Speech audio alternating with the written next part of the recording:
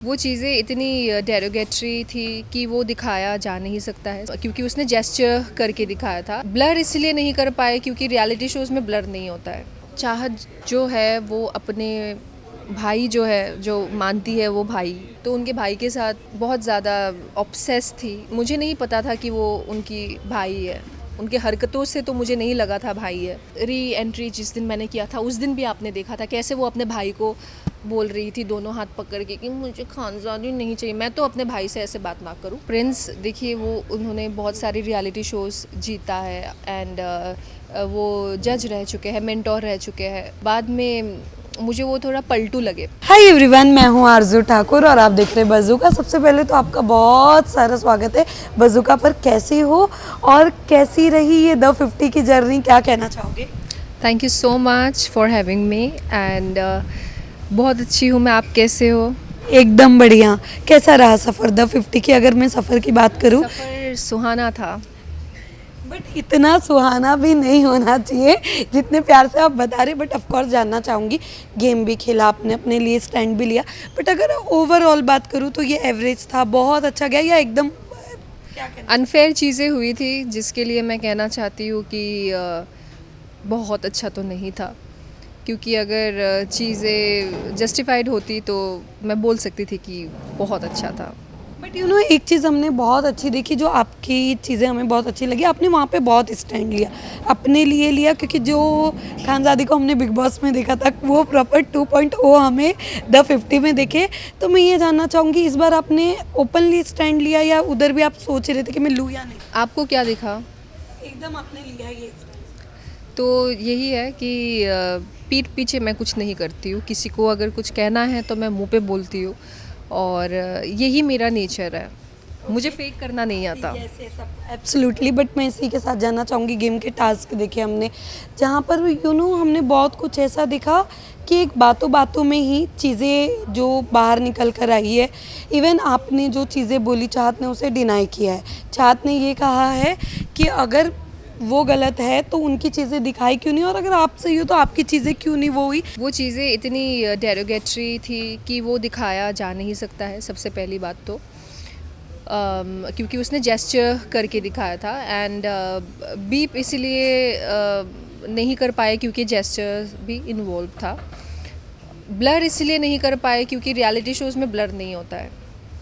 आपने देखा है कोई रियलिटी शो को ब्लर करते हुए आज तक? एब्सोल्युटली नहीं। तो ये कोई रीज़न ही नहीं होता है। ये बहुत ही एक प्रिपेयर्ड आंसर है उनका, जो आप सबको समझ में आ गया होगा। हाँ, क्योंकि बट उन्होंने हर एक इंटरव्यू में यही कहा कि आपने जितने भी उनके और ऊपर पहली बात तो जो वो कह रही है कि वो ये जो मैं उन पे मैंने ये जो एक बात कही है, जो वो है उनकी, वो जो उनकी पर्सनालिटी है, जो वो है, इस चीज़ को जो मैंने एक्सपोज किया है सबके सामने कि मेरे साथ क्या किया था उन्होंने, तो ये कह रही है कि मैंने झूठा एलिगेशन लगाया।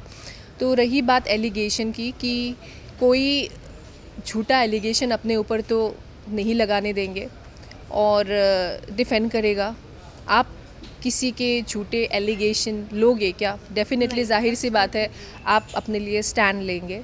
और उसने और भी रियलिटी शोज़ की है जहाँ पे वो दिखी है अपने लिए स्टैंड लेते हुए, अपने आप को डिफेंड करते हुए। लेकिन इस बार उन्होंने ऐसा कुछ नहीं किया था, जबकि ये इतनी बड़ी बात हुई थी। ये कोई छोटी बात नहीं है और ये एक डिफेमेशन केस भी हो सकता है। लेकिन अगर ये केस भी होता है तो ये कोर्ट पे प्रूफ हो जाएगा कि वो गलत है, क्योंकि फुटेजेस में उसके तरफ से हुआ था सामने इनिशिएटिव। तो जाहिर सी बात है जिसने शुरू किया था वही गलत ठहराएंगे, उसको भी पता है, इसलिए वो बहुत हंस के बहुत नॉर्मली ले रही है चीज़ों को। अगर सच में ऐसा होता, अगर सच में झूठे एलिगेशंस होते तो डेफिनेटली वो चुप नहीं रहती, वो इतना इजीली, इतना कामली आंसर्स नहीं कर पाती। उसमें वो एग्रेशन होता, उसमें वो सच्चाई दिखती उसके एक्सप्रेशंस में, पर वो नहीं दिखी। वो पूरे आंसर्स जो है वो पूरे अच्छे से उसने पूरे रट्टा मार के रात भर वो अपना इंटरव्यू देने आई है, ऐसा लग रहा था। वो आप समझदार है तो आप समझ जाएंगे, बाकी और कहने की कोई ज़रूरत नहीं है। पर एक और चीज़ हमने जो बहुत ज़्यादा देखी, एक ऐसा शख्स जो उस घर में मौजूद भी नहीं है बट उसका नाम सबसे ज़्यादा वहाँ पर यूज़ किया गया है, वो है Elvish. What you have to say कि मतलब कोई उस घर में नहीं है, प्रेजेंट नहीं, फिर भी उनका नाम उस घर में लेना, डू यू थिंक कि जो है उन्हें बाहर वालों को क्यों नाम ले? अब मुझे ये नहीं पता इन लड़कों में ऐसा क्या है और क्यों ये ऐसे करते हैं। Honestly no comments. बट रचित का एक आपके लिए आंसर आया कि आपने उन्हें कहा था कि सारे जो वहाँ के वो गुंडे, what do you have to say, आप क्या कहना चाहोगे? कहाँ गुंडे हैं बोला मैंने? आपने उन्हें कहा कि उनका कल हमारे इंटरव्यू में एक ये आया कि आपने उन्हें कहा कि वो गुंडे हैं। गुंडे हैं? मैंने गुंडे हैं ऐसा यार, ये आप देख लेना एपिसोड में, ये बहुत एक बड़ा स्टेटमेंट होता है। मैंने ऐसा नहीं कहा किसी को गुंडा है, मैंने ये कहा कि ये गुंडा गर्दी होता है, क्योंकि वो मैक्स टर्न को ऐसा ऐसा करके बात कर रहा था ना, यहाँ चिन में पकड़ते हुए और धमकियाँ दे रहा था। तो तब मैंने कहा था, क्योंकि वो मुझे कह रहा था कि तू इसका साइड क्यों ले रही है, तू इसकी वकील है क्या? तो मैंने कहा मैं वकील तो नहीं हूँ, लेकिन अगर मुझे कुछ गलत लगता है तो मैं वो बोलूँगी। तुम ज़ुबान से बात करो, अपना ज़ुबान है तुम्हारे पास तो तुम ज़ुबान चलाओ, लेकिन हाथ मत चलाओ, ये गलत बात है। तो ये धमकी होता है, ये कहा था मैंने। आई थिंक आप देख लेना एपिसोड में, वो चीज़ क्लियर है। जैसे कि आपने देखा होगा कि घर के अंदर रजत और चाहत को सबने भैया भाभी कहा, बट चाहत बाहर आती है एक स्टेटमेंट दे रही कि वो उनके भाई है। सो सबसे पहले तो आप उस घर में रह चुके हो और क्या कहना चाहोगे? सबसे पहले तो मैं ये जान। चाहत जो है वो अपने भाई जो है, जो मानती है वो भाई, जो कहती है वो भाई है, तो उनके भाई के साथ बहुत ज़्यादा ऑब्सेस थी, जिसकी वजह से उसने कुछ पर्सनल दुश्मनी निकाली मुझसे। और मुझे नहीं पता था कि वो उनकी भाई है। उनके हरकतों से तो मुझे नहीं लगा था भाई है। अगर वो उनके भाई होते तो इतना शायद वो मुझसे इनसिक्योर नहीं होते, क्योंकि मैं तो मेरे भाई के फ्रेंड्स के साथ कभी इनसिक्योर नहीं होती हूँ, जाहिर सी बात है। पर उनका ये जो रिश्ता है अपने भाई के साथ, अभी वही समझे। एंड देखा है मैंने रील्स में उनको भैया भाभी गानों पे लोग जो है वो बहुत छेड़खानी कर रहे थे उनके साथ। छेड़खानी ही बोलते हैं ना इस चीज़ को, तो छेड़ रहे थे बेसिकली भैया भाभी बोल के। एंड वो लोग ब्लश कर रहे थे। तो भैया भाभी मतलब भाभी सॉरी मैं क्यों बोल रही हूँ भैया भाभी, सॉरी, मैं तो उनको आंटी अंकल बोलती हूँ। पर अभी जो उन्होंने एक नाम दे दिया है इस रिश्ते का, भैया और भाभी, तो सॉरी भैया और भाई बहन, इस रिश्ते को बदनाम ना करे यार, क्योंकि बहुत प्योर होता है ये। इसको ऐसे इस्तेमाल नहीं करना चाहिए, ये नाम को इस्तेमाल नहीं करना चाहिए ऐसे। बट जब आपका नाम ऐसे रजत के साथ जब ये वो अपने उठा, भाई के साथ बोलो कि चाहत ने अपने भाई के साथ मेरा नाम जोड़ा था। तो तब भी आपका क्या रिएक्शन? बहुत बुरा लगा था मुझे, बहुत बुरा लगा था। मैंने सोचा नहीं था कि ऐसा है। फिर मुझे समझ में आ गया, इसीलिए वो बहुत ज़्यादा इनसिक्योर। मुझे समझ में नहीं आ रहा था एक्चुअली कि रीज़न क्या हो सकता है, what is the reason why, इसको क्या प्रॉब्लम हो रहा है इस बॉन्ड से। ऐसा बॉन्ड तो फैजू के साथ भी है, अदनान के साथ भी है, कटारिया के साथ भी है, सो फार प्रिंस के साथ भी, तो रजत के साथ भी सेम। लेकिन इसको क्यों प्रॉब्लम हो रही है? अब मुझे पता चला कि वो अपने भाई को लेके बहुत ज़्यादा इनसिक्योर है। वो उनका भाई बहन का आपस का मामला है, वो उस पर मैं कोई कमेंट नहीं कर सकती। पर जो मुझे लगा थोड़ा वो वियर्ड था। और बाहर आने के बाद तो अब मेरा दिमाग चकरा गया है कि ये क्या हो रहा है। बट यू नो एक और चीज़ हमने देखी, जब आप बाहर आ गए थे तो अर्चना ने आपके लिए जो एक वो मोनालिसा से वो बात करते हुए ये कह रहे थे कि उसने खानजादी को इतना उल्टा सीधा चीज़ बोला। अर्चना ने वो सेकंड टाइम बोला, उसके पहले दिन भी अभी वो जो लड़की है वो अपने इंटरव्यूज़ में कह रही है कि खानजादी का स्टैंड क्यों किसने नहीं लिया। ये भी मैं इस बात को कनेक्ट करती हूँ कि इट्स नॉट ओनली वंस। अर्चना ने जिस दिन चाहत और मेरी लड़ाई हुई थी, उसी दिन नीचे स्टेयर्स पे जब मैं बोल रही थी कि ये एक नंबर की गवार औरत है, इसको बात करने की तमीज़ नहीं है, बिलो द बेल्ट चली जाती है, इतनी गंदी गंदे लफ्ज़ ये बोलती है जो सुनने लायक भी नहीं होता है। तो अर्चना ने कहा मुझे सब पता है, मैं समझ सकती हूँ, तू उसके लेवल पे मत गिर। ये अर्चना ही थी, अर्चना की भूत नहीं थी वहाँ, है ना, आपने भी देखा था वो उसी दिन। तो जाहिर सी बात है यहाँ पे सिर्फ एक बार नहीं हुआ, इस बारे में बात और भी हुई, जैसे मनीषा ने डेंजर जोन में मुझे रोका था ना, जब मैं इमोशनल होके मैं दिग्विजय को बोल रही थी कि तुझे वो भड़काने की कोशिश कर रही है मेरे अगेंस्ट, तू डिटेल में क्यों नहीं समझने की कोशिश कर रहा, उसने मुझे क्या क्या नहीं बोला, कितने गंदे गंदे शब्द बोले, और जब मैंने वो सब बोला तो बीप किया गया, और मनीषा ने कहा कि ठीक है उसने एक बार बोल दिया तो बोल दिया, तू उसको दोहरा मत, तू उसके लाइक बुरी मत बन। उस वक्त भी इस लड़की ने ना मनीषा को रोका कि मनीषा तुम तो गलत बोल रही हो, क्या मैंने क्या बोला ऐसा, रोक सकती थी ना, पर रोका क्या नहीं, उसने उसको आग लगाना था वहाँ, क्योंकि उसको पता है कि खानज़ादी जो है वो भड़क जाएगी अगर मैं ये सब कुछ करती हूँ, आग लगाती हूँ तो उसका काम ही था वो करना, और वो करती आई, इनफैक्ट आखिरी तक करती आई।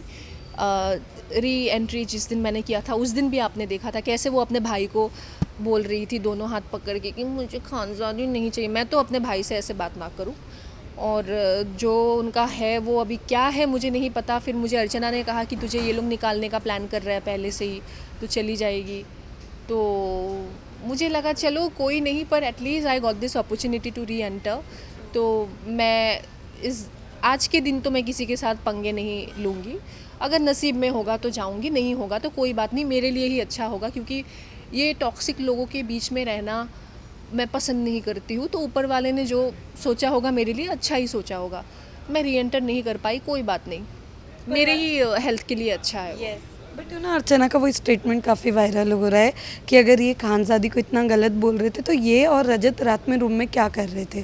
तो आपने वो स्टेटमेंट ऑफ कोर्स देखा होगा, तो मैंने देखा, वो उसके बारे में मैं कुछ नहीं कह सकती, वो अर्चना का लुकआउट है, एंड जो वहाँ पे लोगों ने फील किया वही लोगों ने बोला, और बाहर आने के बाद में चीज़ें बदल गई, जो उनके एक्शंस थे उनकी स्टेटमेंट्स बदल गई, अपने स्टेटमेंट और वो एक्शन जो उनके थे, चाहत के बारे में मैं कह रही हूँ, जो उसका एक्शन था उस गेम में, उस घर पे, और उसके जो स्टेटमेंट्स है वो बिल्कुल मैच नहीं कर रहा है, तो सब आपके सामने ही है, तो जस्ट इमेजिन कि हर चीज़ को अगर झुटलाया जा सकता है तो वो कितनी बड़ी झूठी है, वो अपने आप को झूठ बोल रही है, सिर्फ दुनिया को नहीं।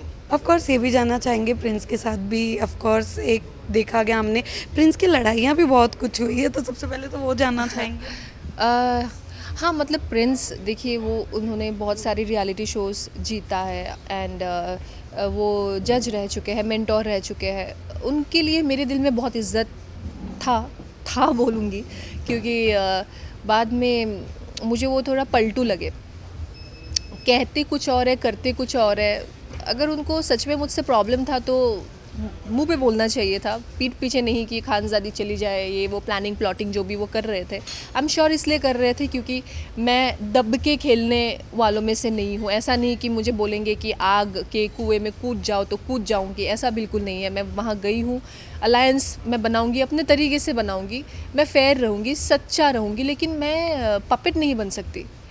तो इस वजह से मेरे उनसे थोड़ी बहुत अनबन रही है, जिसकी वजह से उसकी टीम ने मुझे अनफॉलो कर दिया, क्योंकि मेरे टीम ने कुछ तो एडिट डाला था जहाँ पे उनको एक जोकर वाला इमोजी लगाया गया था उनके फेस पे, तो मैं थी भी नहीं उस वक्त में, मुझे पता भी नहीं था क्या हो रहा है। तो उनकी टीम ने कांटेक्ट किया मेरी टीम को कि आप इसको हटा दीजिए, तो मेरी टीम ने कहा कि ऐसा एडिट बन चुका है और ये डल चुका है तो इसको हम हटा नहीं सकते हैं, तो उनकी टीम ने अनफॉलो कर दिया। इतना ईगोइस्टिक,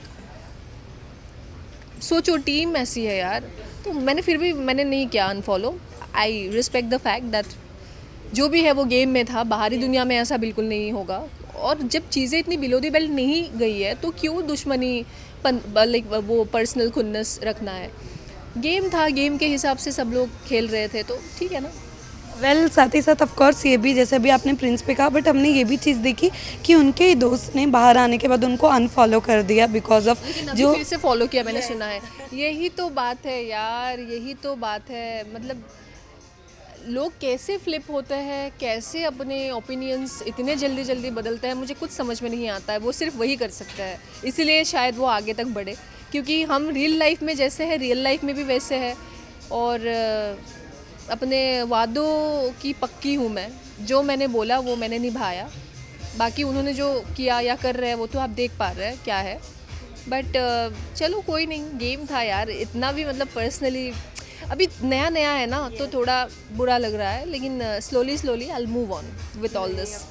वेल खानज़ादी का एक बहुत अच्छा मोमेंट और एक बहुत इमोशनल मोमेंट जो घर के अंदर बना वो क्या था? बहुत अच्छा मोमेंट यही था कि मुझे ये अपॉर्चुनिटी मिला था कि मैं 50 लोगों के साथ एक गेम में शामिल हो पाऊँ, और बहुत अच्छे मेरे बॉन्ड्स भी रहे हैं वहाँ बहुतों के साथ, जिनके साथ मैं लड़ी हूँ। आज बाहर मैं उनसे हंस के बात कर रही हूँ। बहुत लोग हैं, कल ही हम साथ में पार्टी में थे, शिव, दिग्विजय, मैं, अर्चना, रचित, क्या नाम था उसका,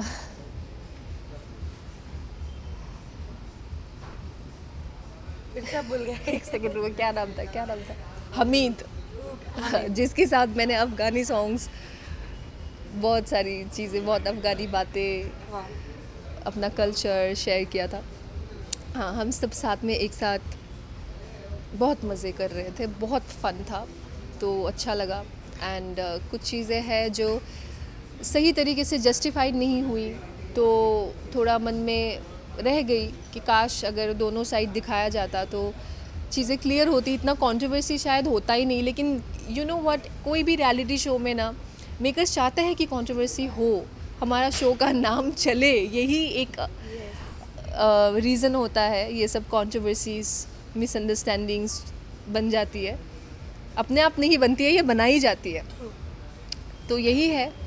पर कोई नहीं, हम भी समय के साथ चलना सीखते हैं, तो I am also going with the flow, और जहाँ डेस्टिनेशन है वहाँ हम जाएंगे। I will stay true to myself, true to everyone, and spread love. So lastly of course जाते जाते हमने बहुत सारे कमेंट्स देखे, ऑफ कोर्स वो है अभिषेक, जहाँ पर सच में जेन्युइनली फैंस इतना प्यार दे रहे, वो चाहते आप और अभिषेक फिर से दोबारा टाइप करो और जल्दी नज़र आओ। कहाँ नज़र आने वाले? बातचीत हुई है आपकी? हाँ, अभी अभिषेक और मैंने एक एपिसोड किया था कुकिंग का, वो आ रहा है। एंड हमारी दोस्ती है, और कुछ अगर साथ में हमें कुछ अपॉर्चुनिटी मिले काम करने का, तो definitely I am on it. So lastly अपने फैंस से क्या मैसेज देना चाहोगे आप? Spread love and rise above hate, and stay true to yourself and true to everyone.